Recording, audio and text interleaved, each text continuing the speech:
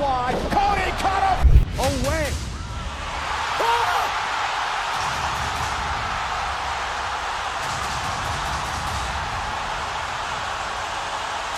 Into the ring, Superman punch! The revival of the Roman Empire! Roman Reigns is back. Cody Rhodes is still the WWE Universal Champion. Solo Sikoa is pissed off. Where is this all going? We're going to get into it as we lay the path of what comes from the big events of the main event scene on SummerSlam 2024 for WWE. I'm Kevin Kellum. This is Sportskeeda Wrestling.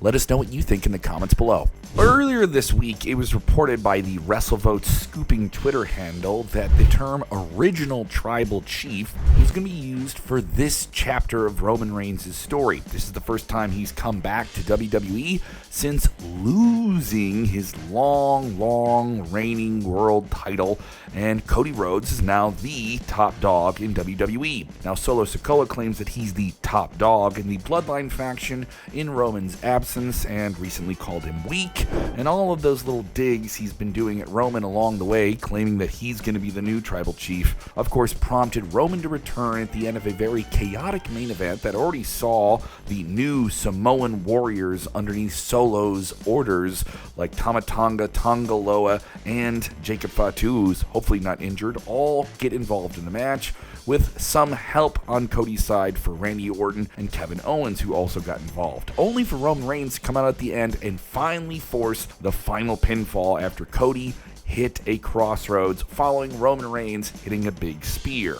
Of course, the exchange between Roman and Cody was not a nice one. They didn't shake hands, and there's a lot more to be said with what wasn't said. Yeah, the look they gave each other. There's more between them down the line. We'll get to that. Don't make sure you click away from this video if you're just here for all the Roman Reigns acknowledgement, but let the acknowledging begin. That's right, Roman Reigns is back in WWE. A lot of people anticipated it this weekend on SummerSlam.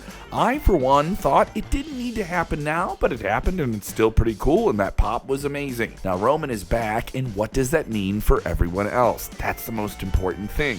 What does it mean for Cody? What does it mean for Solo? What does it mean for the Bloodline? What does it mean for WWE? There's a lot of different paths that have a ripple effect from Roman jumping back into the pool. Stand back. There's a new wrestling quiz coming through. Check out BrainBuster, the daily quiz that tests your WWE knowledge with winning streaks, stats, and more. It's time to see if you're up for the challenge.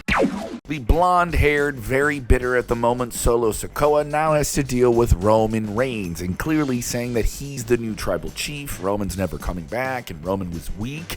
Yeah, that may have crossed the line. Prompted the big dog, can we still call him big dog? With the two of them against each other singles. That's right, not a solo match. Solo has singles matches against Roman Reigns. Do we do that at the Bad Blood pay-per-view? Does that happen at Bash in Berlin? I definitely see something, though, happening with Roman Reigns in some type of anti-Bloodline or maybe old-school Bloodline group, the Usos getting back together, taking on this new Bloodline group led by Solo with Jacob Fatu and the Tongans. So where does this go? Yeah, War Games.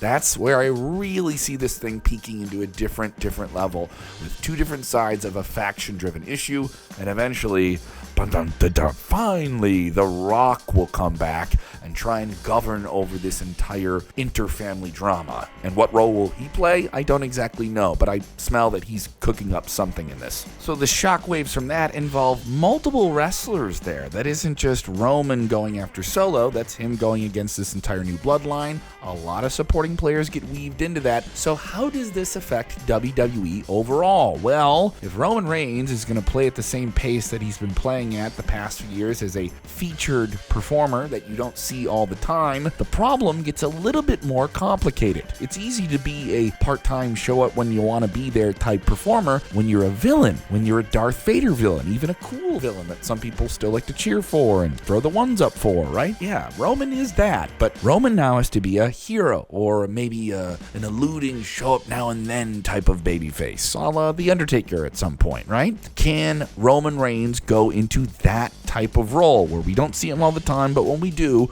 we'll still cheer for him as the hero, as the, protagonist against an antagonist? Solo is getting good at getting heat. Can Roman get good at getting people to cheer for him? Apparently they can. Maybe those same fans that booed him years ago when the whole big dog, push him as the top babyface of the company thing didn't really click with everyone. It's clicking with a lot more majority of fans this time around, simply because of so much goodwill that was earned after him reinventing himself. But can you cheer for Roman if you don't see him all the time?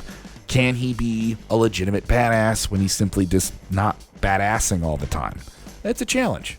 And at the same time, it's going to still eat up a lot of equity in TV time on SmackDown or Raw, wherever this storyline plays out. Considering that Roman's going to be back and WWE's making that big move to Netflix coming up in January, seems like a lot of the storyline could play out there, but that's just me guessing at this point. SmackDown still needs a whole lot when it makes the jump back over to USA Network. Another big factor in Roman coming back is if he is in the A storylines and not there all the time, who is going to play a supporting role to once again sustain his name on air when he's not there? They're able to do it. Does Paul Heyman come back?